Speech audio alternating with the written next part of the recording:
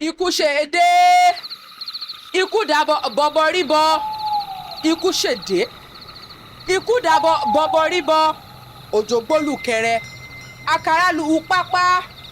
Òjò gbólùkẹrẹ. Àkàrà lù ú pápá. Ológun dúdú mìrìmìrì. Ológun dúdú mìrìmìrì o. Arúgbó olúfẹ̀ tìrù ṣẹ́pẹ́. Arúgbó olúfẹ̀ tí kàkísà rọ̀dù. Arúgbó olúfẹ̀ tìrù ṣẹ́pẹ́. Òdèrè mọ̀hún mi. Ìyá kéré mọ̀hún mi o. Ìgbà ẹlẹ́yẹ mọ́dá mi o. Òdèrè mọ̀hún mi.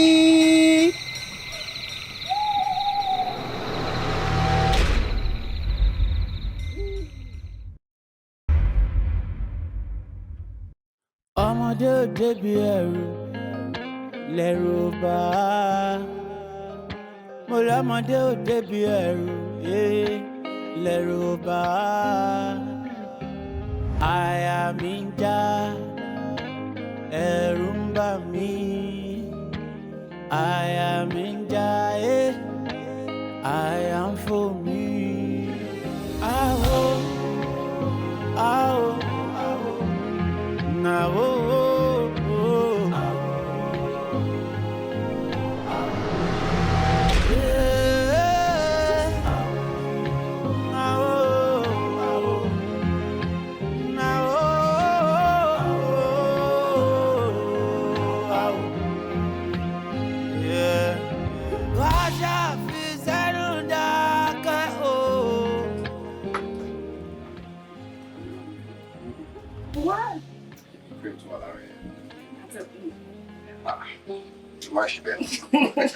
Baby, oh wow! Already, Damilola Oni. Damilola Oni. Bro, hold on, the boy now. You know they ever forget. So, how is it going now? Badini, how far? You know, No, no, no, shake there. Ma'am. Hello. that's my babe. Oh, you're so beautiful, man. Yeah. Thank you. Very fine. Bro, oh God, you. Only I'm going to be able to Oh wow. I'm touching me. Because you want someone that's join not Lo marry. No marry. What's in my Bible? You don't know. Only can game time. The couples game by. You play. Really? I would. I already have to that no. No, what the Bible there? Hello, sir. Anthony been here. Oh, that was how you doing? Very well, sir. One any couples game me by. Oh yes. I need to one be later no I'm on couples game. Yes. Oh wow. I'm a play. You know. I'm a play. I'm fine with my phone here. Once you are ready, we have it. Don't worry. I'm a play. But I might be no for the price, not for the price actually. Alone is Funny enough, you're not going to pay anything. Wow. It's free. Wow. Free. It's okay. We are going to play. No. I will play. Truth or dare, I will play. 5 years. No, now, Truth or babe. dare. Emma wo ẹ̀gbọ́n tó ń dà o. Alẹ́ àná èmi àti ẹ̀ strippers night la wà mọ́jú o. Wow. Eléyìí tó fẹ́ favour mi sìn tá máa fi máa ní memory day àwa sí vacation wọ́n sọ fún mi pé I play. Sir, Yeah. I'm a play. All right, good. Plus the fact that you will make money. Wow. You're going to make as much as 20 million. Woo. Yeah. Àti play. You get 20 million and I just have about 5-10 questions, to go with it. But you cannot stop halfway. You can't get halfway and say, I'm not doing it again. No. You must start and finish it. Any Latin on there, because No. there's something coming. What game will you ever start on? Emma, play. Àti ẹ̀ sí ń play lọ́wọ́lọ́wọ́ báyìí. Okay, that's good. I'll tell my boys to prepare the place. How long have you been married? 5 years. 5 years? Yes. You're not going to have any problem. Yeah. I want to 5 years gone. One more, I want to. In 5 years, you go through it without any hiccup. Yeah, that's it. It's okay. ọmọdé ò débi ẹrù lẹ́rù bá. Hello, Dixon. Mo lọ́mọdé ò débi ẹrù lẹ́rù bá. Ó ti mọ̀ pé mo máa ń wí. Ẹ̀rù ń bà mí. Oh. I am the guy. Yeah, okay. I am full. You know how much I love you. Hey, stop it. Don't let one. Mama.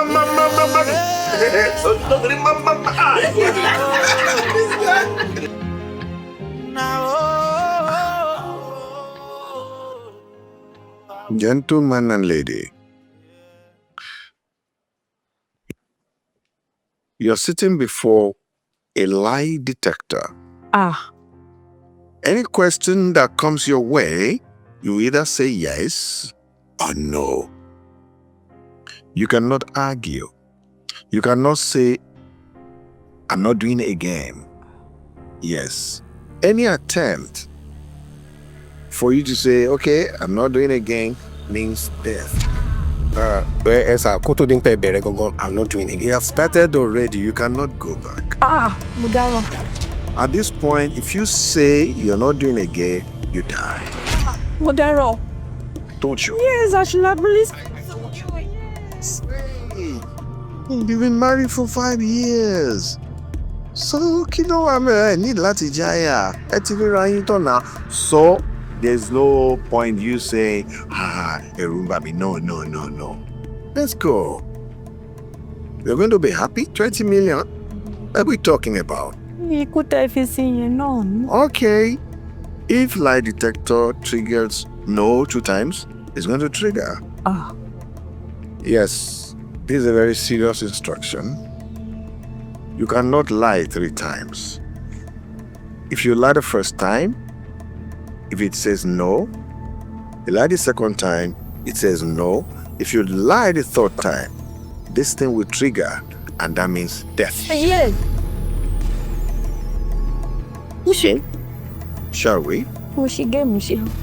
Now, gentleman and lady, Mister, as the head of the house, we are going to start with you. I'm sure we are ready. Yes, we are ready. Mister, for 5 years you've been married to your wife. Have you ever, for once, cheated on your wife? Of course, the answer is no.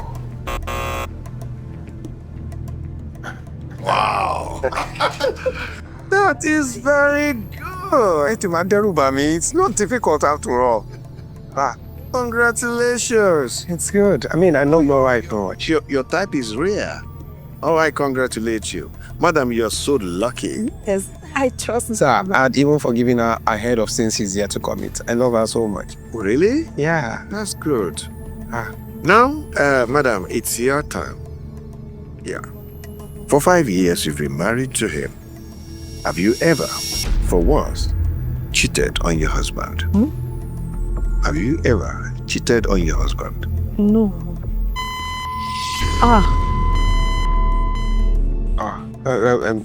Excuse me, sir. Yes. Malfunction. Yes, system malfunction. Kò possible kò cheat on me. Kò yes, possible. That's the first count. Oh, yes, sir. Sexy one. Babe. Sir, ma. Sir. Bí a kò kọjú sí ìbọn yẹn dáadáa kó sọ̀rọ̀. You see it? Madam, Sir. for 5 years, you've been married to your husband. Yeah. Have you ever, for once, cheated on your husband? No. Yeah, no. No, ní kí ni ṣe gbọ́gbọ́ wọn máa kú dànù. Ṣé pàtàkì? Ó parọ́ ní o. Ẹ wo, Daddy mi ò play mọ́ o. Like I said, you cannot say you're not doing it again. Exactly. You not doing it again means death. Now, this is the 3rd time, shall we go? Sorry. Find you, if I ask again, and it's negative, it is death. Are we ready? Are we ready? Ready, sir. Ready, sir. Why should I even choose this place? Madam, Sir. for 5 years you've been married to your husband. Have you ever, for once, cheated on your husband? Yes. Yes. Yes. Are you mad? Yeah, I'm so sorry. What do you mean? What do you mean sorry? I'm so sorry. Relax. You're not allowed to shout. You're not allowed to fight. Okay? Thank you. Tọkọtìyàwó ẹ mọ́ ṣe erégele kì í bí nǹkan rí. Gbogbo alárẹ̀rù a ò mọ tí ń bẹnu ẹ̀. Ẹni kẹ́rù ẹ̀ bá ṣubú ló lè sọ. Ó dọ̀rọ̀ àṣírí kò gbọ́dọ̀ tú. Àṣírí tí ó ṣe tú. Mo ló dọ̀rọ̀ àṣírí tí ó ṣe tú. Tó bá tú ilé àtú. Tó bá tú ilé àjò. Ọkọ ìyàwó ẹni lọ́wọ́. Ẹni lọ́wọ́ ẹni mẹ́rù. Ẹni lọ́wọ́ ẹni mẹ́rù. Àṣírí tí ó ṣe tú. Ó ṣe tú. Tó bá tú ilé àtú. Tọkọtìyàwó. Darẹ̀ láwù, a ló lè rí. Ṣé bẹ́ẹ̀ mi mo fi síbẹ̀? Ó lè rí kíní yìí. Ó wà nínú fíríjì sá. Kí lélẹ̀? Kí ni? Jàmọ̀ bá wọn tán, ọ̀rẹ́ jàmọ̀ bá wọn tán. Jàmọ̀ bá wọn tán, wọ́n yẹ wọ́n wá ìbàjẹ́ wọn. Mi ò fi ó bí mi ò fò bí. Ó fi gbé wọn lọ láàárọ̀. Ó bá tún dìrọ̀lẹ́ á dá wọn padà. Wọ́n dẹ̀ fi ó bí. Filẹ̀, àwọn alórògbò ń tọ̀. Àtọ̀ níta rẹ̀. I stop now. Kí ni mo fẹ́ fobí ṣe? Mi ní like òbí mi ní lọ́ọ̀bẹ̀ láti ibà síbẹ̀ yìí. Fẹ́mi ni mo nífẹ̀ẹ́ sí. Òun lọkàn mi fẹ́. Òun lọkàn mi yàn. Ṣé iná rí iná ọmọkùnrin ga ó náà síbẹ̀? Ó tún fine. Kí ló ẹ expect? Owó kọ́ nífẹ̀ẹ́. Kọ́tẹ́yìn ò mọ̀ nìyẹn. Ó má bá ó sì múlẹ̀ bí ẹgbẹ́ ṣu. Rówó ló ń lẹ̀ bí ti òbí yẹn. Ó like ẹ̀. Pẹ̀lú owó tó máa fi take care, tó máa touche ẹ̀ up. Ó lò sí bí ti Fẹ́mi àwọn ẹbí Talikanians, àwọn yẹn ló ń tẹ̀lé. Before it's too late, yára ẹ̀ ń brain. Fẹ́mi ṣì máa lówó. My dear, bá olówó lọ. Kò sí nǹkan tí Fẹ́mi fẹ́ fi ẹ ṣe. Bàbá la playboy ni wọ̀bọ̀ yẹn. Owó ni kẹ̀kẹ́ ìyìn rere o. Kò tètè ya bá olówó lọ kó o folóṣì sílẹ̀. Ó jẹ́ kó ṣì máa bá tiẹ̀ lọ. Bá olówó lọ tó bá jẹ́ mi ní ohun tí màá ṣe ni mo sọ yẹn o. Mi ò bá yà mí lọ́lọ́run ò ní jẹ́. Bá olówó lọ. There's something to understand pé Fẹ́mi yóò nífẹ̀ẹ́. Because tí Fẹ́mi bá nífẹ̀ẹ́, kò ní máa ask me out. And I'm very sure pé ojú ẹ̀ wà lára òun náà. Ayọ̀ Fẹ́mi nífẹ̀ẹ́ mi, Fẹ́mi nífẹ̀ẹ́ mi. Where's the love? Torí pé Fẹ́mi ò tí make up mind ẹ̀ gbà ẹ̀ pé èmi lòún fẹ́ ni. Reason nìyẹn tó fi ń tò sẹ̀kiri but now ó ti make up mind gbà èmi lòún fẹ́ èmi ni love of his life now. Tọkọtìyàwó ẹ mọ́ ṣe erégele. Bólówó lọ. Olówó ni kò bá lọ. Tíjà bá jẹ, máa fi ẹ́ ṣe yẹ̀yẹ́ kò tọrọ mọ́ sọ. Gbogbo alárẹ̀rù a ò Àti dọ́mọ̀ ìyá àti kúrò lọ́rẹ̀ kò tọrọ tá máa bá ẹ sọ ní mo fẹ́ sọ. Ọlọ́run á kọ́ mi bọ́ ṣe bọ Yorùbá Fẹ́mi yẹn. Bàbá yìí fi mí sílẹ̀ náà fi mí sílẹ̀. Kí ni náà dada? Ìgbà mi yẹn dé sí ẹ. Ní kí ni? Yọ tó yọ lọ, ta ni wèrè wọn ló wá dọ̀ bẹ́ẹ̀? Táwa ní ṣóòrí bó bí nìyí. Ó kọ́ mọ́ táwa bí, kò ní dá, kò ní bí kú dànù, kò ní bí àwọn dànù. Ó máa bí ibi fún ni. Ó bí wèrè wọn nìyẹn. Oh, I see. Wọ́n ti fi mọ́tò drop, wọ́n náà ti fi pákẹ́ òtí sọ síbi tí ẹ kó lọ. Kí ló ṣe tó ṣe báyìí? Kí ni bàtà yẹn? Wo jẹ́ kí n sọ ọkàn fún ẹ Fẹ́mi. Kò sí nǹkan kan mọ́ ní àárín èmi àti ẹ. Ẹni tí mo fẹ́ fẹ́ òun lórí yẹn. By this time, ó yẹ kó ti mọ̀ pé mo ti wà progressive nìyẹn pé mo ti tẹ̀síwájú. Ìwọ náà lọ wá progress fún rẹ náà. Wá ó ti progressive, wá ṣe eré ọmọ mi ti wà progressive. Àti wọ́n ti fi mọ́tò drop ẹ, èmi ò dẹ̀ tí ra táyà, èmi sì wà ní progressive àbí? Èmi ní progress yẹn ló progress, wọ́n àwọn òbí yàrá ya ẹ̀dá.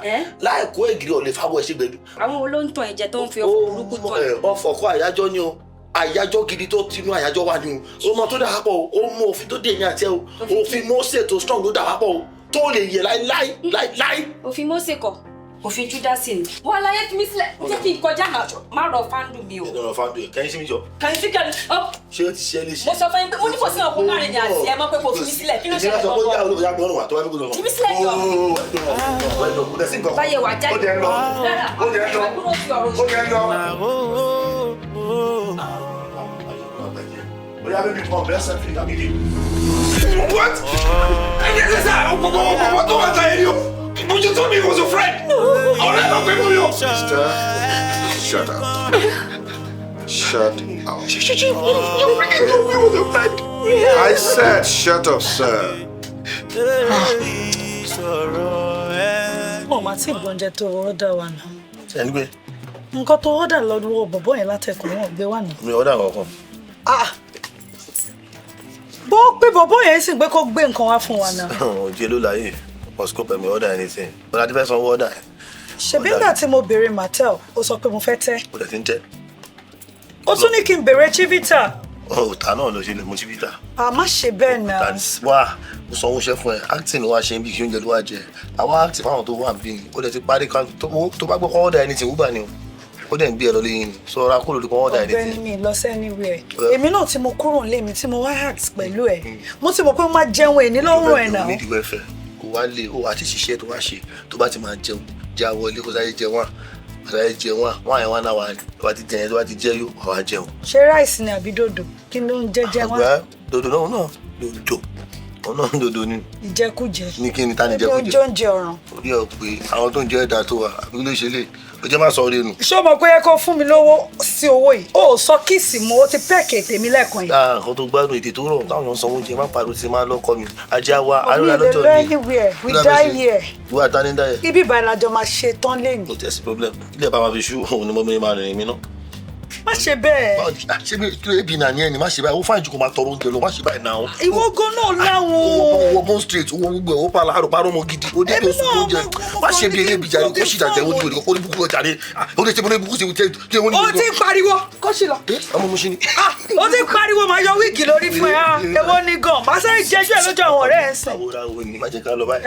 Ó yá ṣe nọ́mà. Ìdájẹ́ fún 5 kò fi jẹun. Orí ẹ pé ṣọ́ọ̀ṣì ní lọ́wọ́. Wọ́n gba 5 Má gbà. 3 bẹ́ẹ̀ gan. Má máa ná mi bẹ́ẹ̀ náà. Ẹ̀dọ̀ ìjìnìyà. Sẹ́ǹdì ẹ̀. Àwọn afẹ́lẹ́ ara olóbùkún ni ẹ. Èmi náà mèrè ṣe ló ṣe gbé mi wá nínú. Ẹ nà. Báńgò lónà. Madam, yeah, it's confirmed that you've been cheating on your husband. Now, since then,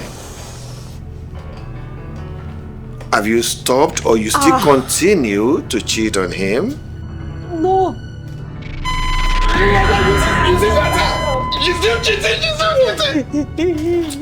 I said shut up. I don't want you to be aggravated, okay? Adam, for the second time. Do you, till this, still continue to cheat on him?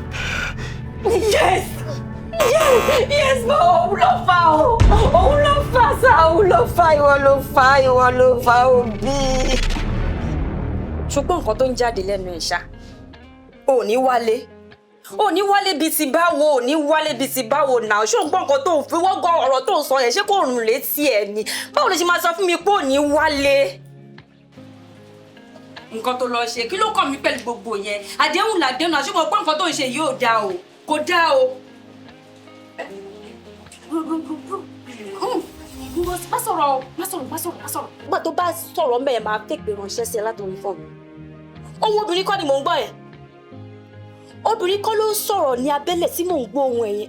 Àwọn obìnrin tó ń rìn lọ. Àwọn obìnrin tó ń rìn lọ, Obi mo lẹ́lẹ́dàá tèmi o. Obi. Kí ni ọmọdé ọmọkùnrin ṣe bá ọmọbìnrin ni mo gbọ́ yẹn o? Obìnrin ló bí bá sọ̀rọ̀ lórí fún yẹn o. Irú kí lè lé ìbá ìkúrí ọlọ́wà tó kí ni gbogbo ilé irú ọmọkùnrin kò lè lé ìbá ẹ̀. Mo máa gbé ẹ padà ni kò sí nǹkan tó máa ṣe sí. Pàfọ́ ọmọ ìtìpáfọ́ ó ti pàfọ́ irú ọkùnrin ò lè lé ìbá irú èèyàn ò lè lé ìtorí ọ̀la. Let's Kajiba ne. Kajiba. No, Mimi. I tell you, make it all in that. You know, you do try to get.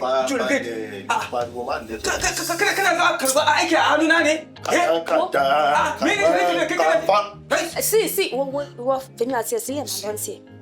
Like, let's move it to the if not be madam, me, I go choke you with Wuka. Má lọ náà, máa dín bẹ́ẹ̀ má worry. I go choke you with Wuka. No, Maria, ti máa ń lọ. Wọ́n ṣe tubuka wíri. Wọ́n tó ṣe ti dẹ́rán ṣe ti burú. Fẹ́mi. Hey baby, how you doing? How are you? Fẹ́mi. Yeah baby.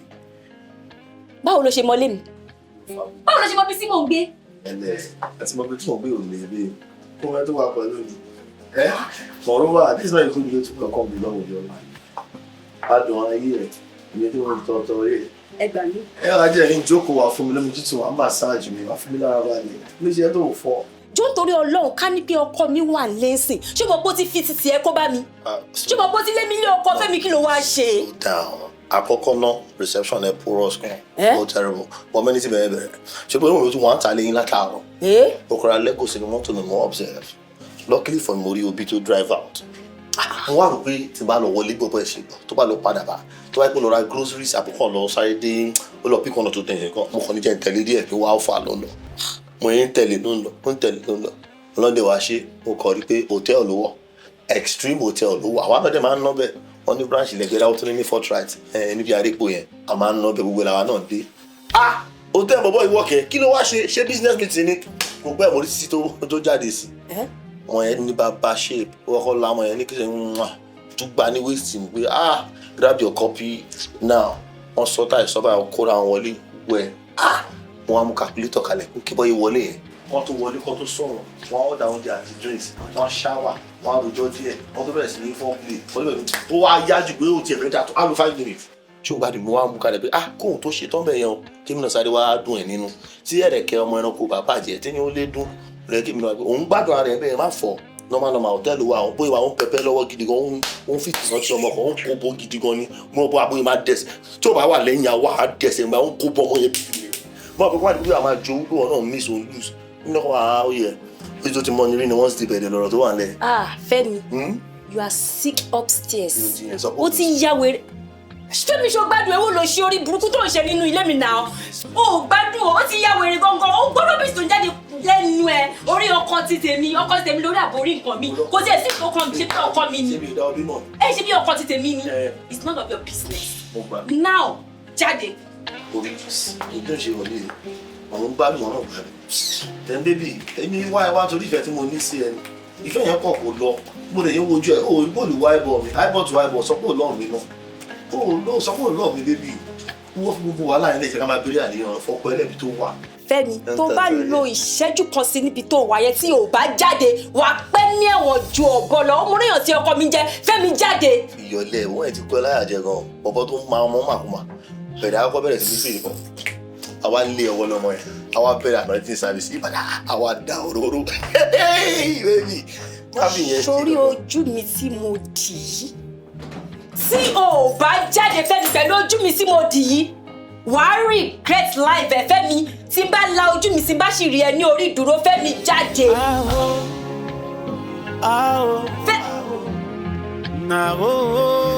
Fẹ́mi jáde.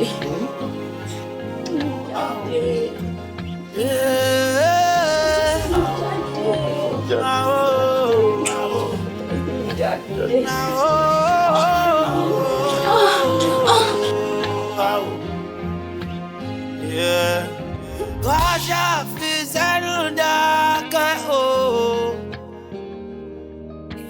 Ọ̀rọ̀ tó bẹ nílẹ̀ yìí. Mo ní kájà fi sẹ́nu dákẹ́ o. Ọ̀rọ̀ tó bẹ nílẹ̀ yìí. Ìwọ bọ̀bọ̀ ẹ̀. inú ṣe kí ni. O sì bad síbẹ̀ náà. mo bá dáadáa ń dán. O gbé mi débẹ̀. O tún gbé mi kọjá bẹ̀. wọ́n gan dùn ó dùn délẹ̀ ìgbà náà sì para. Shut up. dùn pa. ṣé bí wọ́n tiẹ̀ ní tí èèyàn bá dàgbà ó máa ń yógun jà ni. àjàdá lẹ́ǹtẹ̀ mi o. mo mọ̀ Ogunleye láti kékeré mo ti gbà mo ń já ogun yẹn. ọmọ mi mọ ìjọ tí mo ti gba irú ìgbádùn yìí bẹ́ẹ̀. òye máa gbá tó máa pẹ́ wọ́n ló ń fọ́. ọkọ má jẹ́ kí n máa mọ ohun wá sí mẹ́mórì mi ìfẹ́ rántí. bébí bóyá wàá gan ò tí ì bọ̀ lọ́wọ́ kan òye lè gbà wá sí i. mi ì gbọ́ nǹkan kan Ọlọ́run. tí orí bá gba ẹ̀ mú. ebi ò rí ìbọn náà ni ò rí ẹgbẹ́ débẹ̀ láti jọ ìyẹn ò lè ní tágbà ní àwa gangan ni kókó ọkọ mi. ó dẹ̀ ń try o bọ̀ kò ṣe tó ni ó jura wọn lọ ni o nẹ́tíwọ̀kì yẹn jura wọn lọ. ibi àǹfààní. ó ti ẹ̀ bẹ̀rù pé tó bá wọlé bá wa. wọlé bá wa kẹ ilé bá wa ṣe mo rò pé ló pè pọ́nú dọ̀là mi. ó ti ẹ̀ wálé. ìwà láéláé. ó máa wá àkílódé má ṣe pé fọkàn. má bínú. ok nísìnyí màá dìde máa lọ bẹ́ẹ̀ ṣe nǹkan tó máa jẹ. ok kí ló fẹ́ jẹ. àbárí pandora tó gbọ́n lọ. ta ló fẹ́ ṣe yẹn. ó máa ro ní ogun. Mo máa lọ wọlé lọ sí kitchen bẹ́ẹ̀ anything tó bá sì wà ló máa jẹ. Tó bá wá jẹ oúnjẹ yẹn tán, a ṣì ní 2 more rounds. Wo? Olómi ló màmá rẹ̀. Tó bá tó tó wọn sọ máa fẹ́ ọkọ parí di mẹ́rin. Má ṣe àyẹ̀wò méjì mọ́. Olómi ló máa rẹ̀ o. Olómi ló máa rẹ̀ o. Bí ti máa mú ẹ mọ́ rè. Ó tó wọ́n máa star. Farabalẹ̀ rí. Bí ìlú máa pa. No way. No, you I'm so sorry. I'm so sorry.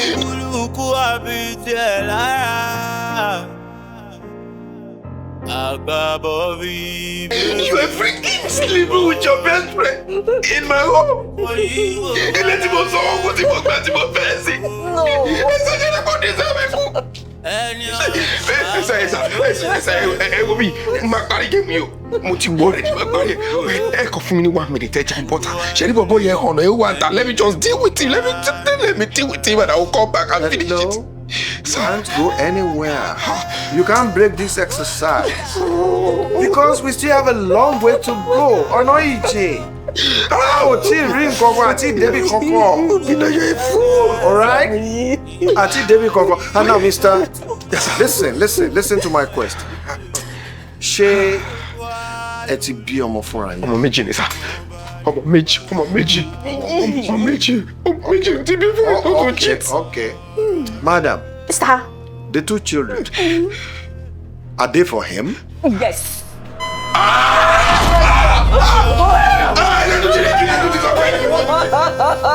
You need to be blink size out.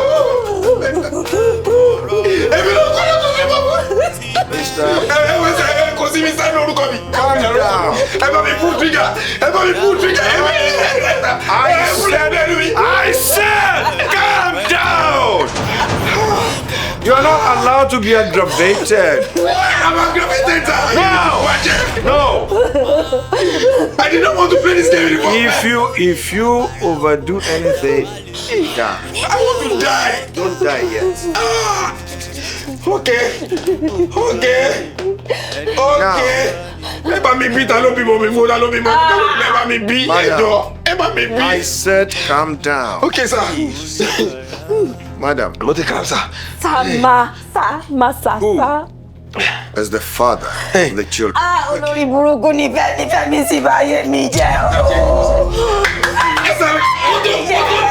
Ẹ wọ ẹ sá tẹ́lẹ̀ mọ̀ ń jẹ́ ọ̀tí kìíní yìí ni but this thing is accurate. Because mo gbọ́ ọ̀pọ̀ yẹn olórí burúkú yẹn lọ bí. Olùṣẹ́ mo tún máa wà kọ́ mo máa wà kọ́. Jóní sábà kọ́ ni àwọn olùṣẹ́ yẹn. Akọ̀wé ni wọ́n máa wà kọ́. Ìwọ ló táwọn o. Fẹ́mi. Yeah. Mo ti lóyún.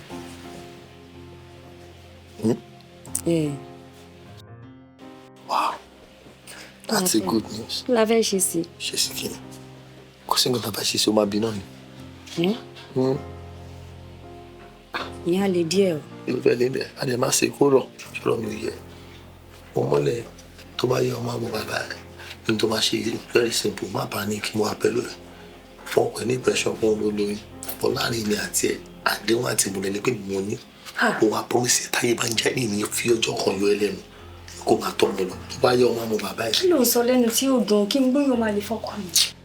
Ọmọ àlè báwo ọmọ tó ní bàbá òun ṣe ọmọ àlè. Ló ti ẹ́ tó ronú. Kì í sọ pé kò lọ ṣẹ́yìn àbí? O ṣe ní ẹ̀ náà. Kí ni kò lọ pa Makadé Nugati? Kò lọ pa Aliko Dangote? Owó mú fẹ́mi ẹ̀sọ́ láti mọ́lẹ̀ kó bẹ lọ́rùn. First mistake ni pé o lóyún àtọ̀ wedlock. O bá tún wá lọ pa o tó dà pààyàn. Mother kiss ní ọ̀dọ̀ Ọlọ́run. Bọ̀ kí ni? Kò lè easy bó ṣe ń sọ yẹn o. Ọkọ mi ó máa easy jẹ́ kó máa tọ́mọ lọ. Tó bá pẹ́ tó bá yá ọmọ agbọ́n já ọmọ àbẹ́ DNA will never lie. Kò sí pé yẹn máa bí tó lè fi mú jọ mí. Ìyẹn ló common family wa. Ṣé o máa rí gbogbo yẹn rò fọmọ ilẹ̀ kó wáyé ẹ̀ kó ṣe tiẹ̀? Ọmọ tó fẹ́ paṣọ ọmọ tó máa dà. Mo bí i president ọ̀la ni wọ́n pa Makadé Nugati mi lọ́wọ́. Wọ́n pa Aliko Dangote tèmi. Ó dẹ̀ máa pàdé lọ́la nínú ayé mi. Ìwọ náà ló tó ń sọ náà bí ó make sense. Ògo ọjọ́ wájú ó dẹ̀ máa pa. Igi àwọn obìnrin sọ fún mi lóyún fún mi first time tó máa sọ ni mo dẹ̀ ti gbọ́ mẹ́sẹ̀gì yẹn ti fẹ́ tó rẹ̀ pọ̀ lóyún kó gbọ́dọ̀ ṣe. Tíbi máa wọ̀ rí tèmi bá ti gbọ́ láṣìírí máa bá lápá sílé bá mi lápá síta. the only condition ni pé every time bá fẹ́ kọ́lẹ̀kùn bá fẹ́ wẹ̀ fọmọ mi má deny mi.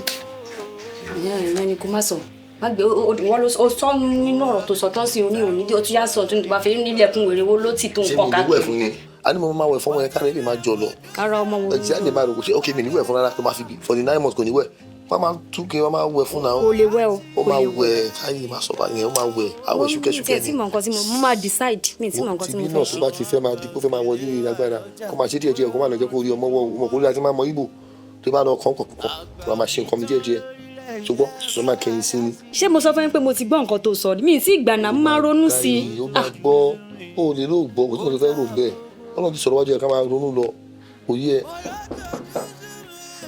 ta ni ẹ. Baby tree. ọ̀rọ̀ di ó di mú ọ̀rọ̀ di ó di mú. mo ti pe nọ́mbà títí níbo ló gbé fóònù sí ó kàn ring ní o gbé Oya network. meet Fẹ́mi tí máa ń sọ̀rọ̀ ẹ̀ fún ẹ tipẹ́. Fẹ́mọ́nàlá. Let's do the Igbo way, sir. I have heard so much about you. Wow, they are good things. Mi ò pẹ́ ga tó yìí o. Mo gajà yìí lọ. Ẹni máa ga jù báyìí lọ. Nice. Ó dáa kí èèyàn fẹ́ tí inú ẹ̀ máa ń dùn sí yàn. Ṣé rí ọ̀rẹ́ mi? For every time tá a bá ń sọ̀rọ̀, ó máa ń ròyìn ibi tí ẹ̀ kó ròde. Kábísẹ́lẹ̀, obi mi o, obi Chendo, obi Kwenu. Nígbà tí mo meet ẹ mo mọ̀ pé mi ò ṣì fẹ́ ẹ mọ̀ pé Ìgbò làwà àwọn èèyàn mi ń sọ fún mi pé no má fẹ́ Yorùbá ọgbọ mo sọ fún mi gbogbo ìwà kọ́ nìkan náà eléyìí yàtọ̀. Mo wá ní atúnrẹ̀ dáadáa. Good to meet you, sir. Good to meet you, sir. Kí ló dé ṣe wá ń sweat báyìí ò tún èsì fún wọn. Wọ́n dáná ni. It's alright. Nice to meet you. Feel free. Ẹ jẹ́ kí n gbé. Èwo lẹ fẹ́ whiskey or which of them? ẹ̀rù ń bà mí. Mama, don't dream, mama. Àìsàn fò mí.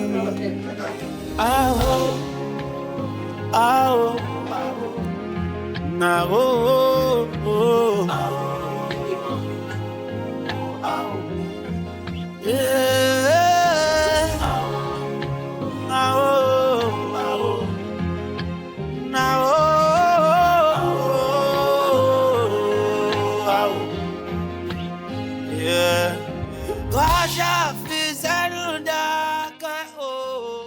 Ó ga o. Kí ni mo fẹ́ ṣe báyìí? Òbí ò deserve oyún ọmọ àlè. Bóyá kì í ṣe.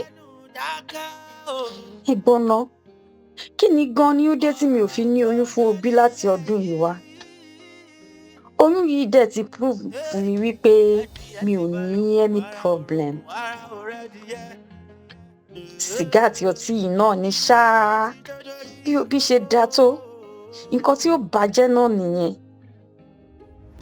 Kọ́ o. Ṣé mi ò ti gbọ́ wípé òun náà lè fa infertility lára ọkùnrin ṣá? My God! Cigarette smoking has been reported to affect male fertility. Drinking target the sperm care. No. I am keeping this baby. No.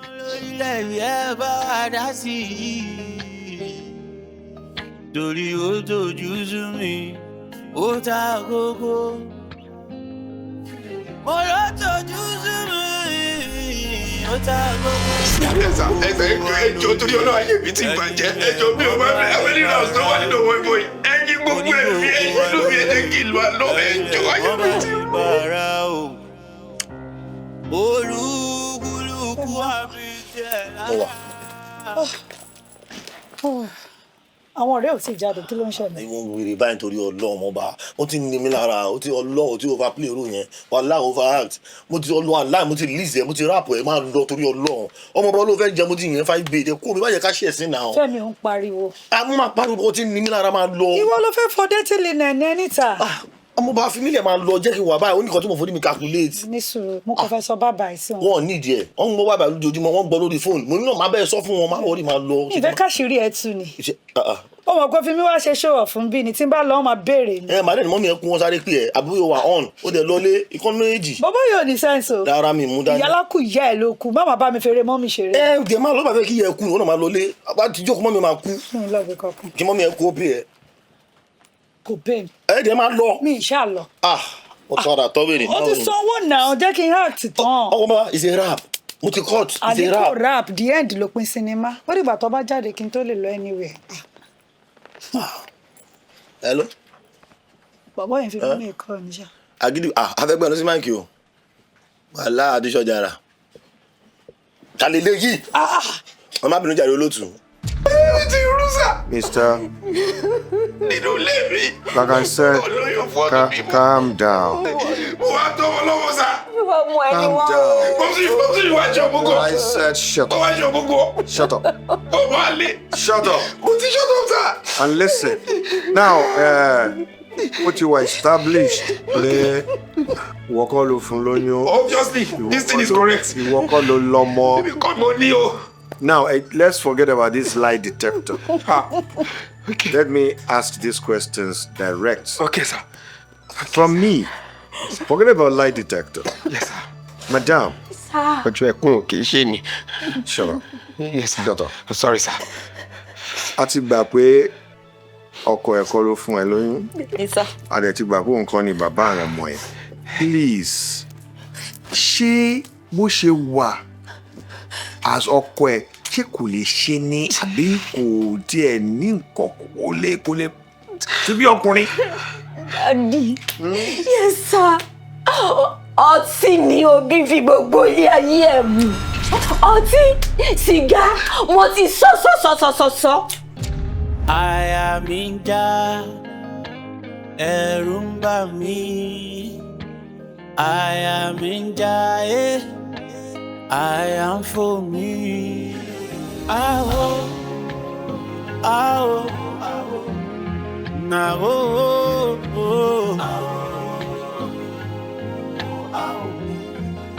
Yeah. Na oh. Na oh.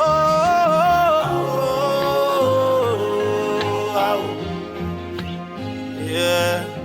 Waja fi sẹ́nu dákẹ́ o. Ọ̀rọ̀ tó bẹ nílẹ̀ yìí. Mo ní kájà fi sẹ́nu dákẹ́ o. Ọ̀rọ̀ tó bẹ nílẹ̀ yìí. Ẹdìyẹ ti balókun ara òrókun ara òrẹ́dìyẹ. Iná ti jó dórí kókó. Ó wá kúkú ìta ó gbọ́rọ̀ yìí gbà. Oníbẹ̀ fojú sànà gbábẹ̀ lọ. Ọ̀rá ti bẹ́ẹ̀ nìyọ o. Àwọn àgbà òdìlé wà lọ́jà bóyá ọmọ tuntun wọ́. Àgbà òní tán lórílẹ̀ bí ẹ bá wà dá sí i. Torí ó dojú sú mi, ó ta gógó. Mo lọ dojú sú mi, ó ta gógó. Ọ̀rọ̀ ti ẹ̀ẹ́dẹ́gbẹ̀ta kí ló sọ lẹ́nu gan jẹ́ ọtí àti sìgá báwo ló ṣe papọ̀ ṣé yẹn ní kó lọ bí bọ́kọ̀ méjì fẹ́ẹ̀lì tí ó tó pè lọ́rẹ́ ẹ̀sà lóòótọ́ ó kọ́pìlẹ̀ pé mo ọtí àti sìgá jù ẹ̀sà normally joy giver lọtí fún mo ní abusive childhood gan wọ́n abuse me láti kéré so the only thing that was talking back to me was bottles tí bá ti rí ìgò yẹn máa ń bá mi sọ̀rọ̀ padà so in a day mo máa ń parí sìgá kan the one big bottle of whiskey mo máa ń parí ẹ mo dẹ̀ ṣe complain fún mi mo dẹ̀ wọ́n gbọ́ kí ni lè máa affect mi lóòótọ́ mo dẹ̀ lọ bá doctor.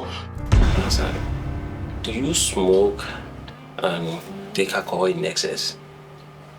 Yes, I do. Well, possible kó jẹ́ òun ló fa infertility. Oh. Yeah. Sherry, too much of alcohol and smoking at times, so ó máa ń cause irú nǹkan bẹ́ẹ̀. Ó látúnṣe o. Okay. Ó látúnṣe. Màá kàn advice yín pé kẹ́ try, kẹ́ stop anything tó ní ṣe pẹ̀lú smoking and anything that has to do with alcohol. Ẹ tiẹ̀ ní kí n fọwọ́ mú kan náà kí n stop méjèèjì. Ayé máa le díẹ̀ o. Well, I mean, oh, èmi náà kí n lọ́mọ láyé.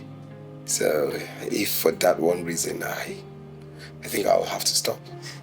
Better for your own good. Yeah, I will. So, I'm a prescribe àwọn oògùn for you. So, tabade prescribe for you, try Kemi shop well. Okay. For your own good. Yeah, I will. I will do just that. I'll let you know. Okay. Thank you so much, Doctor. Yeah. Ìyàwó mi. Ibo ló dà tẹ́ kó sáṣọ pupa láì ṣiṣan. Àgbà mẹ́ta tó mọ̀ díẹ̀ ta òun ìdí aṣọ tí mo wọ̀.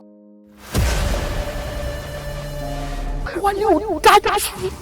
Ó lè ṣe wàyí. Ó ní sùúrù. Kò fẹ́ nìyẹn nǹkan tọ́kọ bá ti lóun ò fẹ́ kò fẹ́ nìyẹn ó máa gba nǹkan tó bá fẹ́ ni. Ẹ bá mi bẹ̀ kó má kú bá mi. Kí n wá fi nǹkan tó ṣẹlẹ̀ lánàá tó di ìtàn lẹ́nu kí n fi hàn. Abalẹ̀.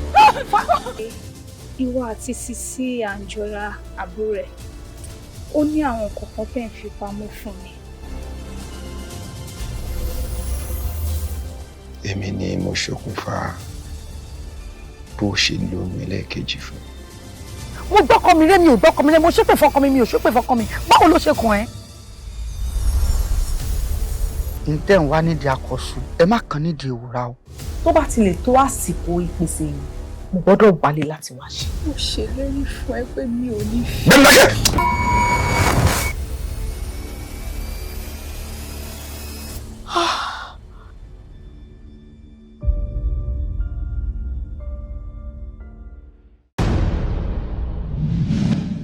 Mo wá dé látọ̀dọ̀ doctor sọ fún mi pé kí n stop totally only reduce on it. Ẹ sà, mo wá reduce. Wọ́n bẹ̀rẹ̀ sí ń fa one stick láàárọ̀, stick kan lọ́sàn-án, stick kan lálẹ́. Ṣé ẹni pé mo reduce bẹ́ẹ̀? Then for the bottle of whiskey, mo wá mu quarter. Bí ìgbà tí mo take short morning, afternoon and night. Ẹ sà, ṣé mi ò try? Fúnra ẹ̀ náà ló dé wá bá mi nígbà tí mo reduce olóò ti lóyún.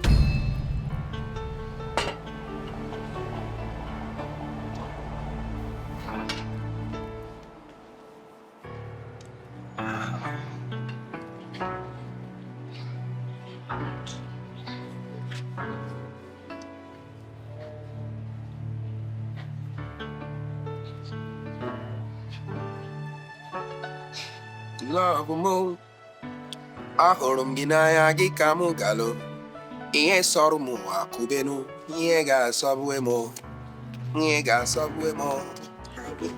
Hey sugar, how are you? I'm fine. Wow. Join me, baby. I'll pour some for you. No, I'm okay.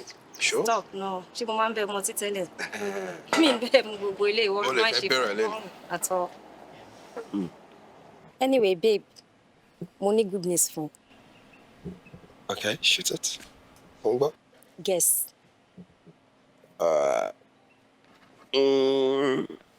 Let's say you got me a new car. Ṣé apá mi ti tó bẹ́ẹ̀ láti ra mọ́tò fún ẹ? Ó mi ò tí ì débẹ̀ now. Come on. Okay. You finally got access to the mortgage plan. That's rally for one Banana Island. Ṣé yẹn ló kù èmi àti ẹkù right now? Babe, just stop it. Tell me whatever it is. So you are not even good at guessing at all. You're good.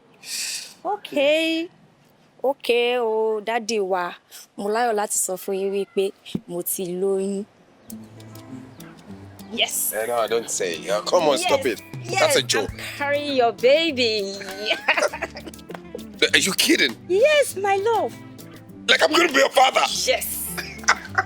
Yes. Hey everyone, I'm going to be a father. Stop.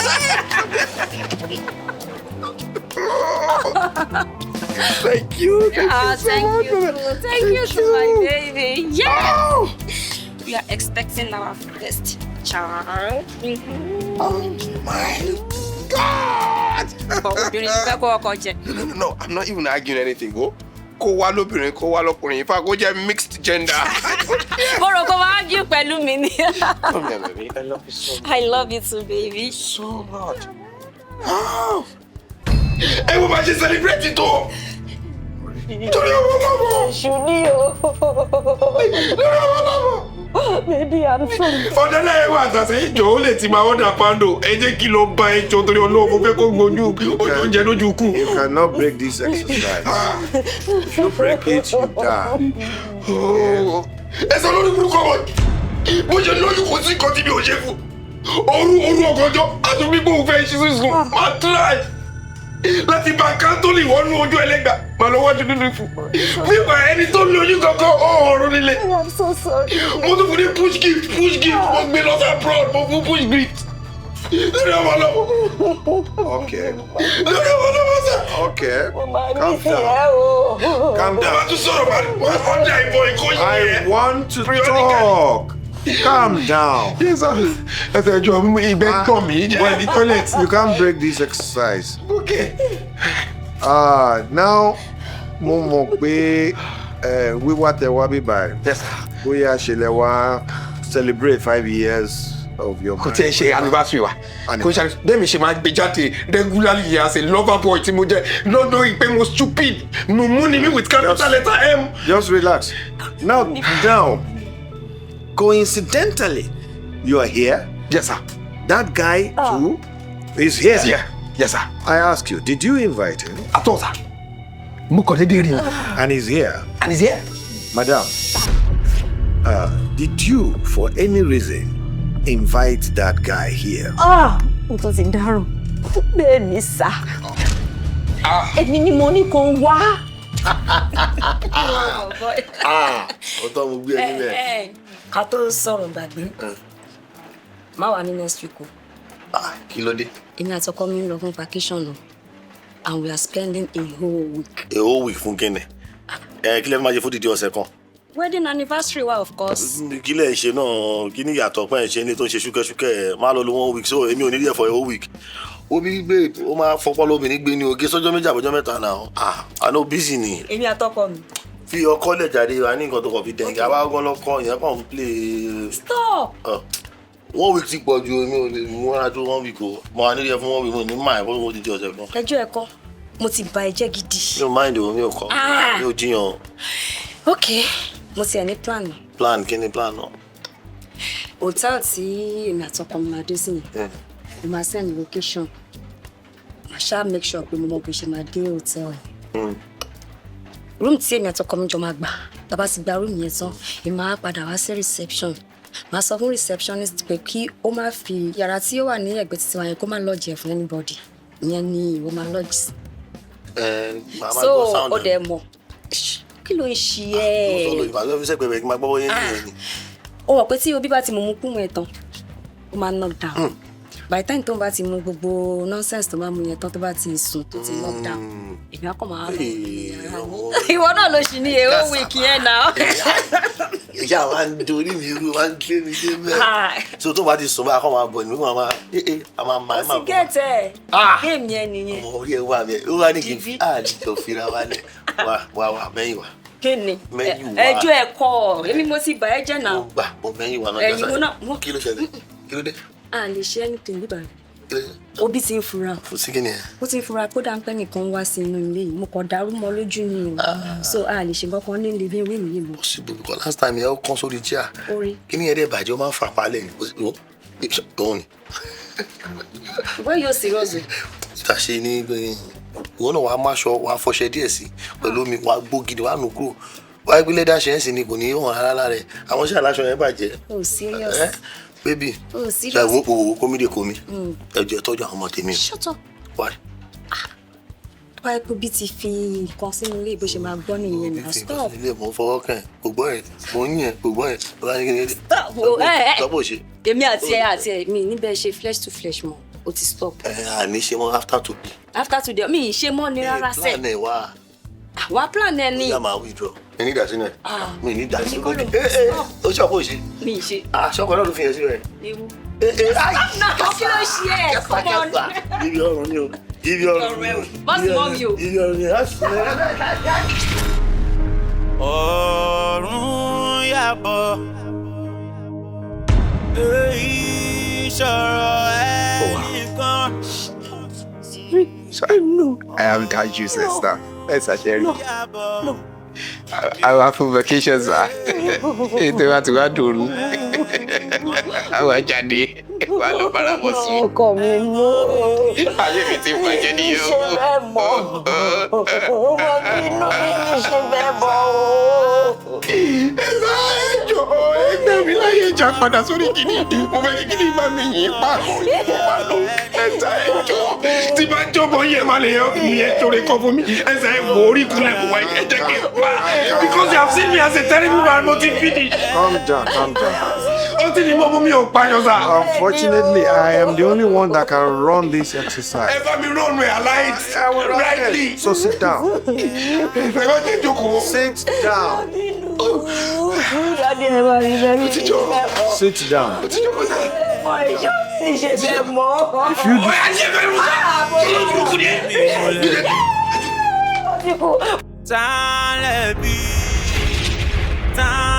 if you disobey me, you will die. Shut up! Sorry, sir. You want to die? Do you want to die? I want to die. So do not go against my orders. I want to die. You will. Yes, I will die. I know. What did it bad? Èmi ti fẹ́ kó àwọn ọmọ mi kéré o. Olùṣẹ́lẹ̀ ronú. Mo máa bí tiẹ̀ fẹ́. Wà á bí tiẹ̀ ló sáré ni. All right, sir. Mo ti jẹ́ ètò, sir. Relax. Yes, sir. Tẹ̀tí dábàá yẹn á ti ṣetán already. Kó máa sùn ṣá. People go die ṣá. Máa jẹ́ ọmọ ibo tí mo jẹ́ fún ẹ. Hello, gentleman and lady. I think we have had enough. We have seen enough. We are okay. But you see, we're going to go back to lie detector. Why, sir? Mi ní síkírìtì kankan mọ́. A ti ṣetán àti rí i. Afẹ́fẹ́ ti fẹ́ àti rí fúnra díẹ̀. Ọ̀rọ̀ kù lẹ́yìn, Mr. Ẹ ṣe ní sùúrù. Brother, one or two more questions. We're going back to that lie detector, okay? It's fine, sir. It's fine, my own. Are you ready? Come back to get that paro. Now, I start with you on this second round. Why, sir? Mister, why? What do you do for a living? Omo, ìgbà tí mi àti ẹ̀ ti meet mo ti lanú fún, mo lawọ́ fún tán ni. Mo ń ta mọ́tò, mo ń talé. Yeah. Kí ni à? I'm going to ask you once again. Remember, if you lie the second time, you lie the third time, it's trigger. It's death. What do you do for a living? So actually, I'm more creating CAC registration called Ekene Dilichuku na Chukudi, Obiora and Son, Obina, Atikene, Biorishi Meta, but mi ò rí bank open fún àwọn account yẹn tí mi wá ṣe business mo wá ní láti wá lo influence ọ̀rẹ́ mi kan mo wá ṣe clear and forwarding sir. Obi iṣẹ́ wo ló ń ṣe? I'm going to ask you for the third time. Ṣé mo pé ìwọ náà ti sọ pé o fẹ́ kú tẹ́lẹ̀? And like I told you, if you lied the third time, that thing is going to trigger and kill you. All right? Now, for somebody to ti fẹ́ kú tẹ́lẹ̀, I'm going to ask you for the third time. What do you do for a living? Ojú tí ẹni màálù ń rọ ọbẹ̀ ò dá lọ́rùn sá. Ṣé rí ẹ̀ǹkan ẹ̀ mọ̀ ń bínú ni? Good. Nǹkan tí mo fẹ́ ṣe ní ayé ṣì pọ̀. Ṣé yẹn sá? Wọ́n jẹ́ máa ń ní pé ẹni tó bá torí obìnrin kú ẹgbẹgbẹ̀rún obìnrin máa gun sáré ẹ̀ kọjá sá. Actually sá, mi ò lè kú fẹ́lẹ̀. Possible. Iṣẹ́ mi ò kún ṣe ṣe kó pẹ̀lú. O lè ní mí ọ̀gárá ọlọ́ṣà ọlọ́kọ́ ló ń kígbe. I'm trouble sá. Kí ni? Mo rò pé lórí bá. Olè ló jà. Omi ò lè yẹ. Olè. Ẹ̀dẹ̀ mi yàtọ̀. Aṣẹ́wó lè ní. Aṣẹ́wó yàtọ̀ sọ lè. Omi ò tún bọ́ sí ẹ̀sìn tí wọ́n pẹ́ dáadáa. Èmi kò pẹ́ dájú. Èmi kò pẹ́ dájú. Orí dáwọ́ ẹ̀yà. Olè ní ẹ̀. Olè ló lè fi ní sá. Olè. Ọlọ́pàá dá ẹwà múlẹ̀ olè ti dé. Sir, can we go back to this, sir? Embarrassment is penal control. Hello. You must have a reason for being an armed robber. Adafin, sir. Why? Sir. Odaro. I'm a very bright boy. But Ekbonti money more bully me, cause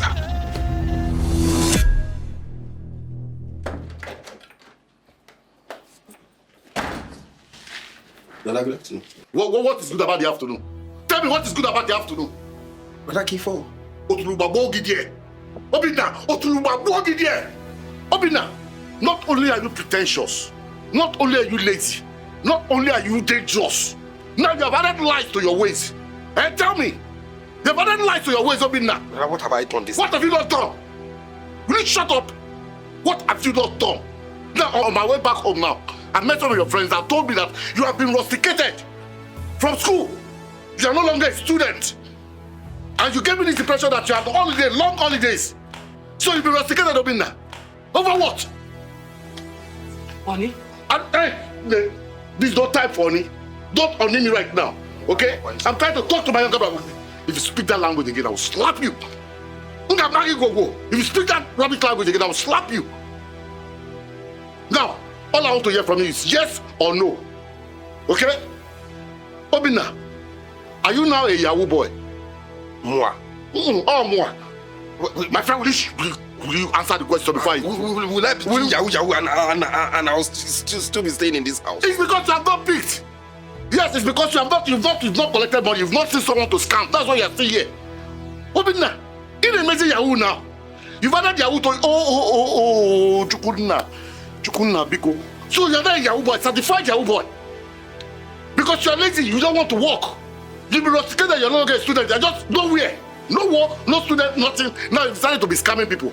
Now let me tell you, any day anybody walks into this house to come and arrest you, be it FCC, be it police, I'll just hand you over to them gently. Yes, gently. You know, that's what I'm going to do. You know you will not do that. Why won't I do that? Tell me, why won't I do that? Why? You think this place belongs to you? Who owns this place? Is this not our father's house? I'm the first child. So because you are the first child now, you think you will not go before? I inherited the house. I'm the first child. It's not my fault. And you will go before? It's not my... You will go before me. If that is your prayer. Oh. You will die before me. You will die before me. Brother. You will die before me. That's your wish. You will die before me. Oh, yalla. Listen back, Yahoo boy. You will die before me. Don't worry, your doom is coming. Idiot. Useless thing. Idiot.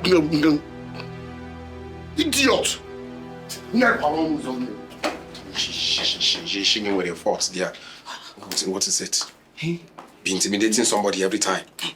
See, because you are Suru Moveni. Even because you saw you back when Mama Law on him, came money come back go you ban. What is this, self? Go I keep there.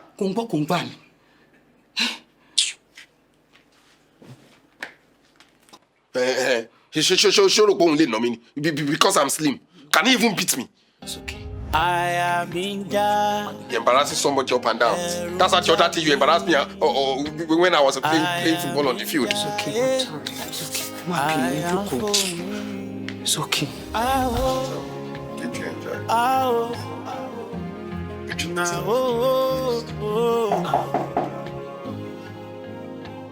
Who is that?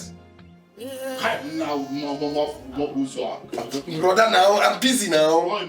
Busy doing what? I'm brainstorming. Open this door. Oh, can somebody have privacy again in this house? I'm having a brainstorming session.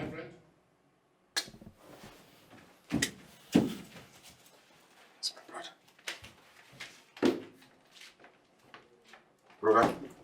brother. Brother, now. What is this? Okay, now you've seen what you want to see. I'm busy.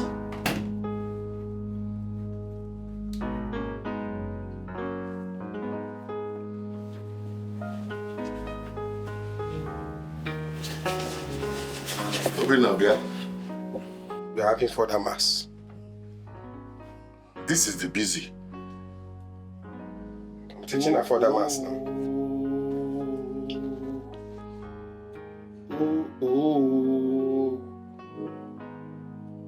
Chukunna! Obina! This is the busy. Nne, how are you? Fine, sir. What is your name? Romoke. Romoke. Romoke, not Romoke. How old are you? I'm 18, sir. But you told me you are 19. Shut up. Let her talk. How old are you? 18, sir. Going to 19. She's almost 19. So she's an adult. You two tell him now that you'll be 19 in 4 months' time. Why are you not talking? Obinna.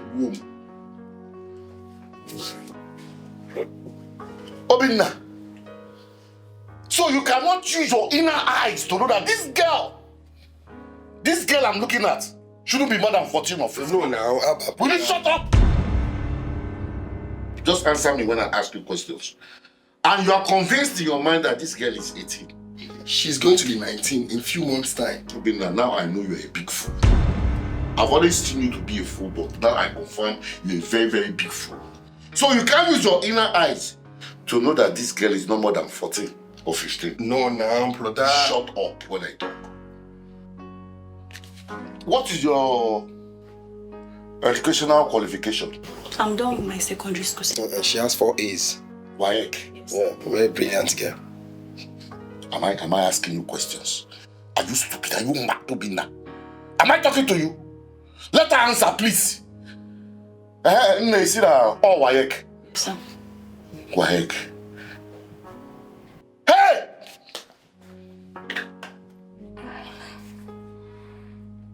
Emeka, what will be?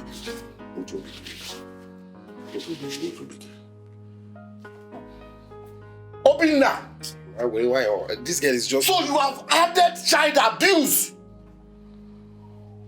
to your pretentious way of life. Brother, this is not... Shut up!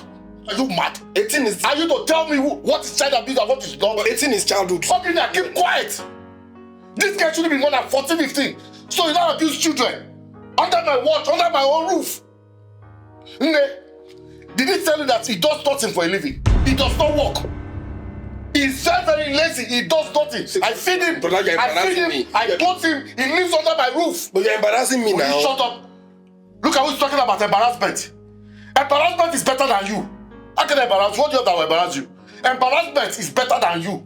So when rich men say they embarrass them, do this poor, wretched thing. You cannot pay about to say someone is embarrassing you. You are an embarrassment on your own. Let me tell you. Everything he must have told you or keeps telling you or will tell you in the future are all lies. He has nothing. He does not have a bank account. He does not have money. As the way he's seated right now, even 1,000 naira is an elder to him. He has nothing to offer you. He is lazy and has been disturbing him. Go and walk. Go and walk. It's my younger brother. Obinna, go and walk. You will not listen. Obinna, I'm saying it again. Go and find something to do. Go and walk. You are lazy. Lazy. What case scenario? Go and become an armed robber. Go and become an armed robber or go and become a thief or whatever they call it. An armed robber is better than you. Because if they say as an armed robber will say, if that's an armed robber, what do you do for a living? An armed robber will say, yes, I'm a robber. You, what do you do for a living? Nothing. And still you are doing child abuse and you're talking of embarrassment. Embarrassment about go there. Embarrassment about go there. Go and find a living. Become a thief one day. Useless thing. What are you sitting? I am in. No, boy, I'll see some. Tomorrow you come to this house of come and show me one stupid break dancing that somebody got impregnated. Without asking question. You know?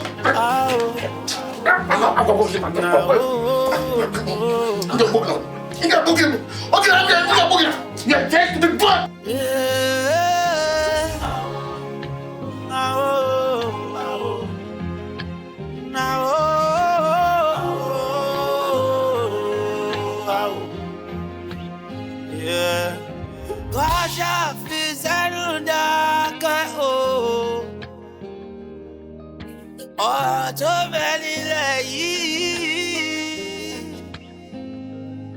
mo ní ká ṣàfi sẹ́nu dákẹ́ o.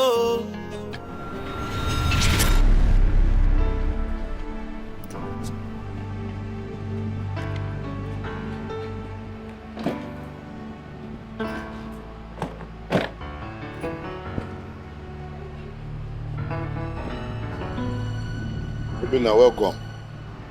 Well done, brother. How was the party? It was not a party. It was a quick business meeting. Business meeting? Yes, I had some of my friends that came back from Japan. So they are starting a business. And they said because I'm brainy, that I should come and handle the business strategic part. So in fact, I'm still going to borrow your laptop tonight to help them design some PowerPoint presentation for the business. I didn't know you now belong to an association. So Obinna, you are telling me now that you are a strategist for Japanese people? No, they are Nigerians. They are based in Japan. They do businesses in Japan. So they are Nigerians. They want to establish a Nigerian, regional branch. So I'll be heading that. Big money is involved, Sha. So those Japanese people, they must be very, very blind. So out of all the people in Nigeria, it is you, Obinna, that they've seen to select to come and... Obinna! Obinna! Obinna! How many times did I call you? Well, that's by the wayside. How far did you go with the car? Not very far. Not very far at all. When you were taking the car out, what was the fuel gauge? It was half tank. But the last I checked now, he dropped a bar. Anyway, this morning, when I went to get fuel this morning for this car, it was full tank that I got. And I've not gone out with this car at all. Which simply means that you are the one that have used the fuel.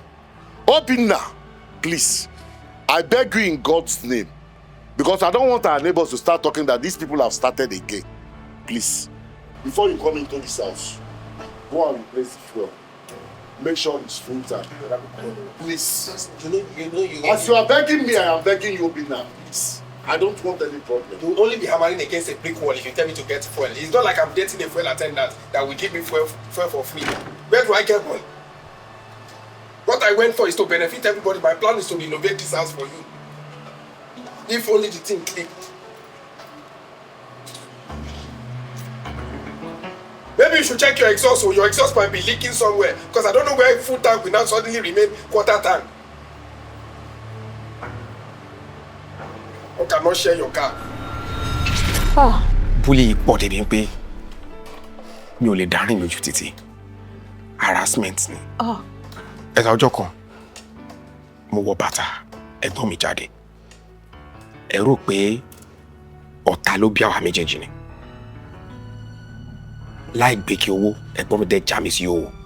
Bàtà ni mo wọ̀, gbogbo aṣọ ara mi ló gbà. My third leg was dangling between my laps on the streets of Lagos. Ojú tì mí sá. Paríparí ẹ̀, ẹ̀gbọ́n mi lé mi nílé. Kí ni gbogbo ilé ìbáyìí? Gbogbo ilé ìbáyìí. Ló tún ṣẹlẹ̀. Hey! Stay out of this! Stay out of this! Ọkọ mi, ẹ wo ọmọ ẹni ò ní borí títí ká lè fẹ́ kún. Meaning what?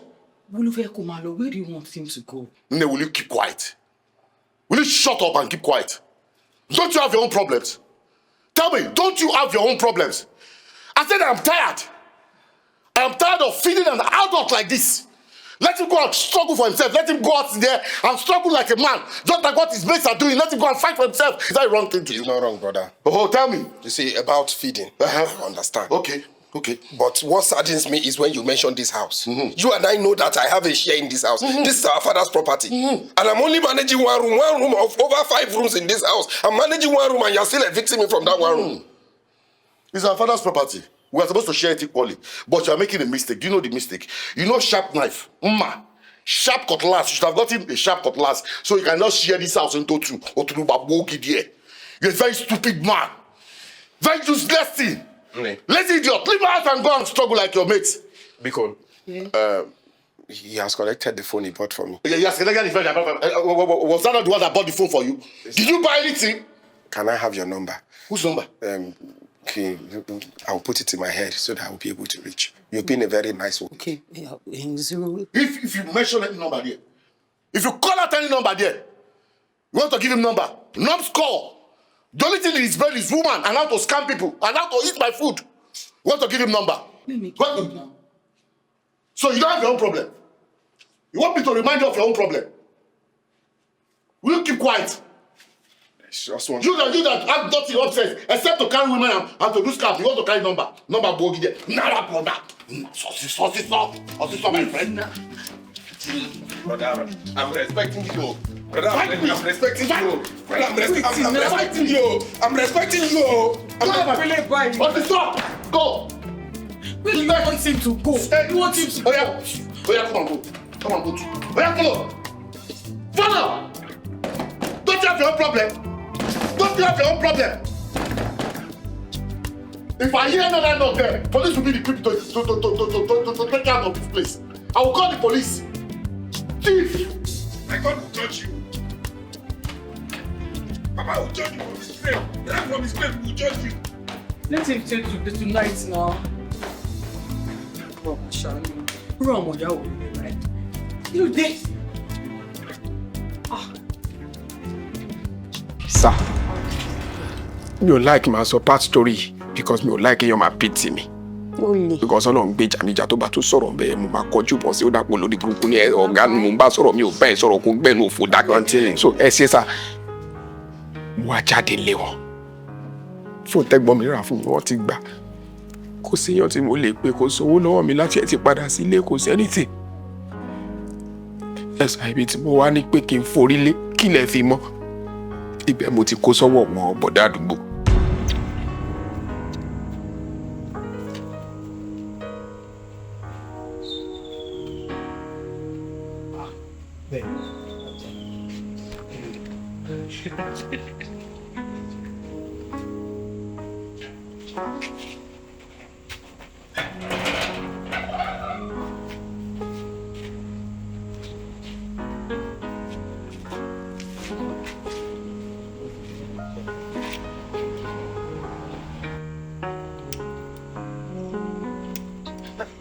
Lily.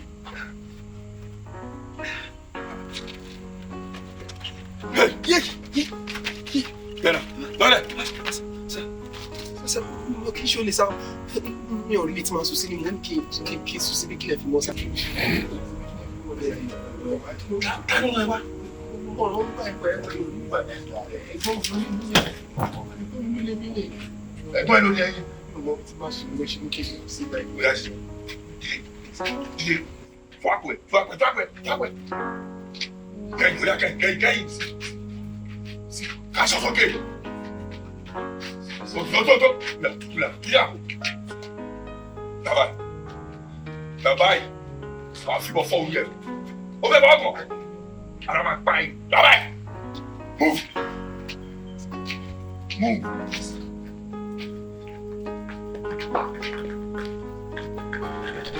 Ọwọ́ wọn bọ̀dá àdúgbò tí mo kó sí sá.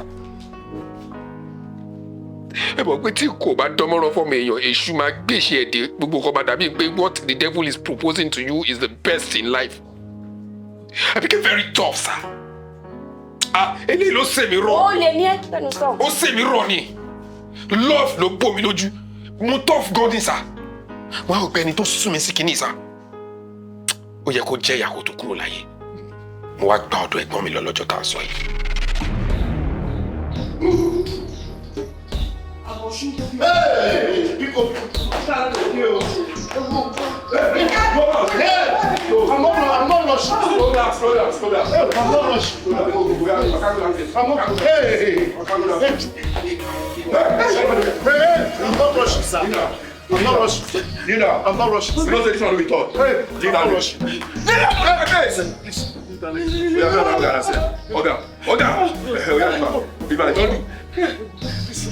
Wait, stop. I have money. I have anything you want. I'll give to you, please. Wait, oh. They tell you the thief. They tell you you're hungry. Hey! Obinna! Make a trouble here. Obinna! Yeah. Put more Obinna for your mama. I will punch your head open. Obinna! Hey! Why do you call Obinna like that? Bezego. Obinna one name. Thank you. Hello? Thank you. You have redirected my life. Big my Ezego. My brother, I'm happy to see. Now I have a job. I only came here to prove to you that I am not lazy after all. Hey, Obina. Obina, please. Look. Shut up, no, they talk too much. I don't come here to come play you. I did not come for you. Okay. I came for him. Remember when you used to ask me, Obina, you are useless. Obina, armed robbers are better than you. You don't have any job you are doing. Ask me that same question now. Ask me, Obina, what are you doing? I want to tell you what I do with pride. Obina, Isigi. Ask me, Obina, what do you do now? I'm going to answer you with pride, so you'll be proud of me. Obina, I'm always proud of you. I'm always proud of you. See, the truth is, ask me, are you? I don't need to ask you any questions. From the look of things, Okay, you think I'm talking to officer? Come on! I will bust your head open now. Ask me that question. I want to answer you with pride. You think I'm joking? Relax. All this one small. Relax. Obina, ask me the question before I vex. Oh! Ask.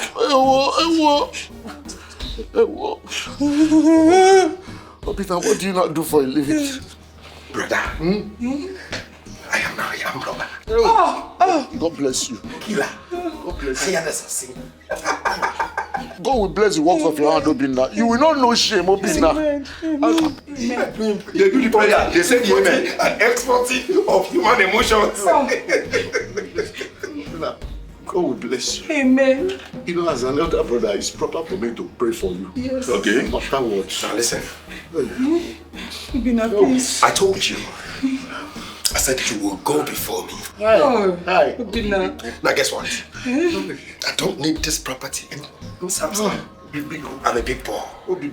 You never don't pass this Check one. me out. $2,500. Over 500,000 naira. This shoe. Hi, it's fine. The shoe is fine. This shirt. Straight from the importer and exporter, one and only Aremo Afolayo. Will not be right on CMT. I go do authentic. I know, without being told. The shirt is You see these beads? Not ordinary. Luxury! But they got too much! Brother, please. if you reach the world beyond, Hey! send me well to Papa. Hey! And every other elderly person.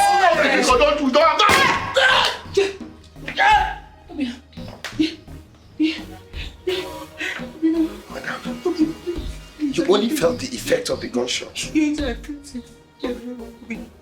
You were a very nice woman to me. A great wife. I will spare you. Oh, please. Sam. Till we meet to part no more, my brother. Ọ̀gbẹ́ni, where you go? Kí ló ṣẹlẹ̀? Where you go? Please, Oga. Hey, obìnrin tó dání. Aya rere lọ́dẹ ọkọ lélẹ̀. Mo ní wọ́n dẹ́yìn lórí ẹ̀. Ṣé o mọ̀ pé tó bá fa gbùgbùrù àfagbó? Ọ̀gbẹ́ni. Oh, where you kill her? Ah! Oh! So now.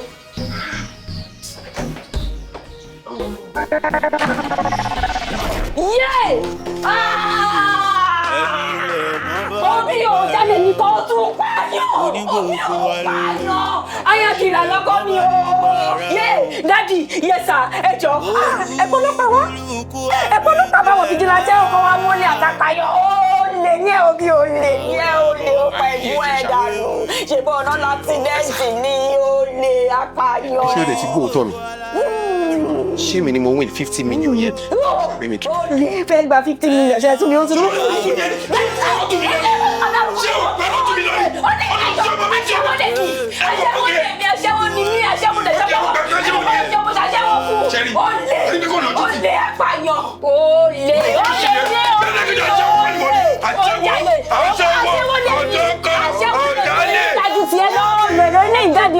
Èmi máa dákẹ́ fún òun ò gbẹ́kọ̀ ni.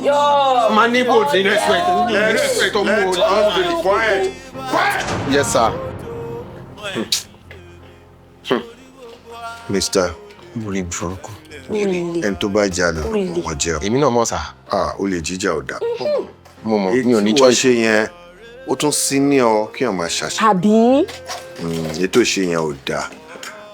Ìbéèrè tó kàn ìwọ náà ni màá béèrè lọ́wọ́ ẹ̀. Ẹ sàmì ò sí mood question mọ́. I don't want to be in the mood. Bẹ́ẹ̀ tó o bá dá mi lóhùn. Kò ní sí nínú. It's because we cannot stop. Sir, látijọ́ tó ti wá ń ṣiṣẹ́ ìgárá ọlọ́ṣà yẹn ṣé o for any reason ṣe sí ṣàkání ìyàwó ẹ̀. kò lè rí nǹkan kan ṣe sí sàkání tèmi mi lówó mi lẹ́bí mi lára so kí ni wèrè ìfẹ́ ṣe sí sàkání mi ta ló fẹ́ pa ta ló fẹ́ kọ́ bá ọ̀rọ̀ ló fẹ́ gbọ́.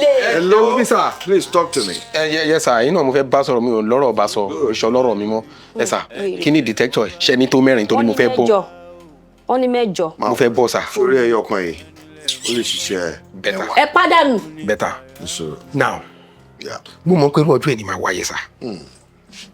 Ọlọ́run tó máa kẹ́ mi ní pé èèyàn kan máa yí mi lágbo dà sínú iná ní pé mi ò ní ní kankan mọ́ láyé ló jẹ́ kí èmi náà wúrú wà tí mo wù. Good. Èmi náà wá fẹ́ kó jábọ́. Mo ti ń jábọ́ sà. Ó ní ọjọ́ kan sà. Good. Ṣàdédé níyàwó mi rí mi níbi tí mo ti ń ronú.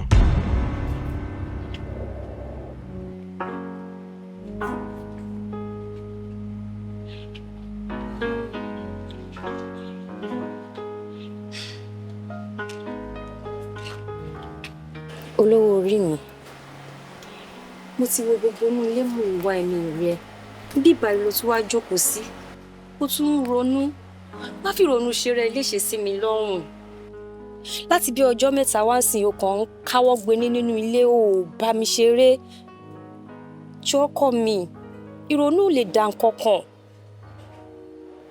Sọ fún mi ṣé kò tó kí n ronú ni.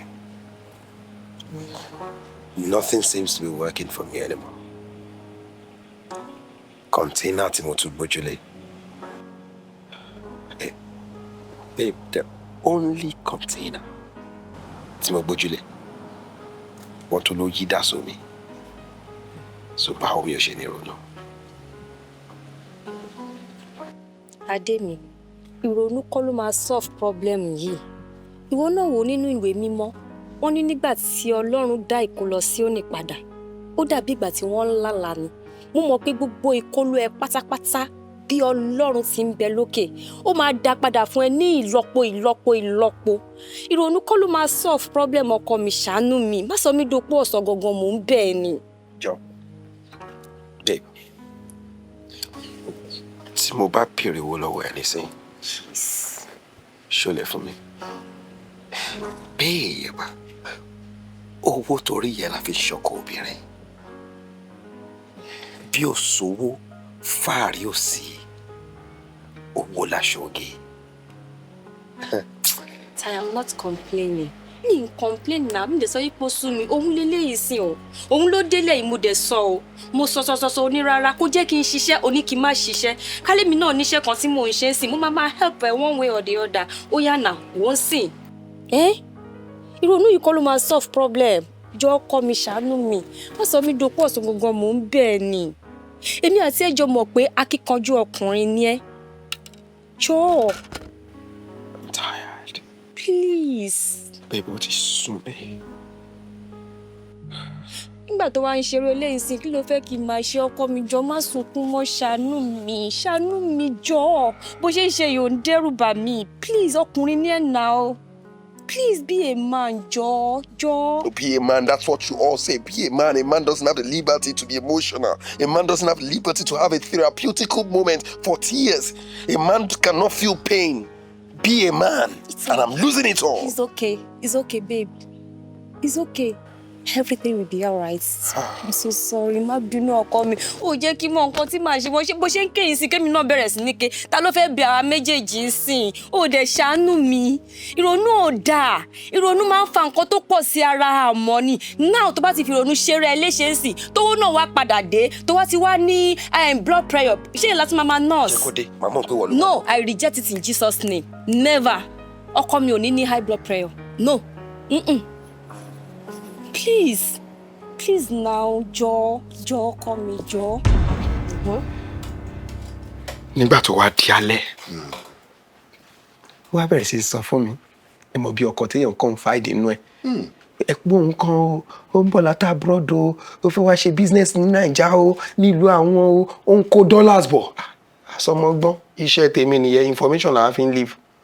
wọ́n kò dọ́là bọ̀ ọ̀dẹ̀ níyàwó tèmi èmi kò bẹ̀rẹ̀ sí tí ọ̀rọ̀ sí lẹ́nu nígbà ibo ló fẹ́ dé sí o lónìí mo ní ṣé wọ́n pẹ́ for security reasons ráìdì tó order ahead yẹ o ní láti mọ plate number ó ti fi wọ̀n mí mo ká sórí kó má bàa detect sa èmi kọ́ mo lọ búdàn yẹn mo kọ pẹ̀gbọ́n àdúgbò ni fún ọ information wọ́n lọ ahead wọ́n dẹ̀ ròdàn ẹ̀ owó tó gbà lọ́wọ́ ẹ̀gbọ́n ẹ̀ bó ṣe send tèmi fún mi báyìí mo pick up bẹ́ẹ̀ gbọ̀dẹ̀ ara ẹ̀ gbàtẹ́ pé owó ló ràn ọjú mọ́ kò ṣe pé love mi owó ọwọ́ mi ló wá mo bẹ̀rẹ̀ sí náwó fún baby push tó ṣe mọ́tò oríṣi méjì mo ra fún mo gbé lọ sí Amẹ́ríkà 1 month ló lò bẹ́ẹ̀ kò jù bẹ́ẹ̀ lọ sá. Obi. Kí ni? Má sọ fún mi wípé ẹ̀gbọ́n mi ọkọ wọn àtàwọn ọmọ wọn mẹ́tẹ̀ẹ̀ta. Wọ́n pé mẹ́ta àwọn ọ̀ka fún mi dáadáa ni. Ìwọ ló pa wọ́n. Èmi kọ́ wọn gbọ́ àdúgbò ni wọn láì kí èèyàn máa rójú wọn nìkan náà ọmọ yẹn rójú wọn mi ò tiẹ̀ mú mi ò mọ pé mẹ́ta yìí fún ẹ̀kọ́ yìí náà wọn lọ waste wọn pa wọn dànù wọn ò ní joy. Tọkọtìyàwó ẹ mọ́ ṣe erégélé erégélé kì í bí nǹkan rẹ̀. Gbogbo alárẹ̀rù a ò mọ tí ń bẹnu ẹ̀ ẹni tẹ́rù ẹ̀ bá ṣubú ló lè sọ. Ó dọ̀rọ̀ àṣírí kò gbọ́dọ̀ tú léyè. Àṣírí tí ó ṣe tú. Mo ló dọ̀rọ̀ àṣírí tí ó ṣe tú. Tó bá tú ilé àtú. Tó bá tú ilé àjò. Ọkọ tìyàwó ẹni lọ́wọ́. Ẹni lọ́wọ́ ẹni mẹ́rù. Ẹni lọ́wọ́ ẹni mẹ́rù. Àṣírí tí ó ṣe tú. Kò ṣe tú. Tó bá tú ilé àtú. Tọkọtìyàwó ẹni lọ́wọ́. Tọkọtìyàwó ẹni lọ́wọ́. Ẹni lọ́wọ́ ẹni mẹ́rù. Ẹni lọ́wọ́ ẹni mẹ́rù. Ẹja mọ́ bá wọn sọ. Mo lè jà mọ́ bá wọn sọ. Ẹja mọ́ bá wọn sọ. Kí wọ́n yé wu ìwà ìbàjẹ́ wọn. Ẹja mọ́ bá wọn sọ. Ẹja mọ́ bá wọn sọ. Ẹja mọ́ bá wọn sọ. Kán yé wu ìwà ìbàjẹ́ wọn. Lórí ohun yóò dá ó dá. Wọ́n ní kò ní ṣó. Ẹ dákun, ẹ dákun. Ẹ dákun. Níṣó. Bóyá nọ́lẹ̀. Nọ́lẹ̀ gbàlàsà. Ṣé o gbọ́ mi ni? Mo ní kò nọ́lẹ̀. Ṣé tí ń dùn ọ ni? Ẹ dákun, ẹ dákun. Wọ agbóde olúmadé jẹ ìgbẹ̀yìn. Ṣé mo wí fún ọ? Ẹ dákun. Ṣé mi ò wí fún ọ? Mo bẹ̀ yín, mo bẹ̀ yín, mo bẹ̀ yín. Ẹ dákun torí Ọlọ́run. Máa lọ ẹjọ́ ẹ. Ẹ dákun, ẹ má ṣe bẹ̀ ṣe tọ̀ ẹ dákun. Ọ̀rẹ́ mi kí ẹ náà. Mi ò jẹ mẹ́ra.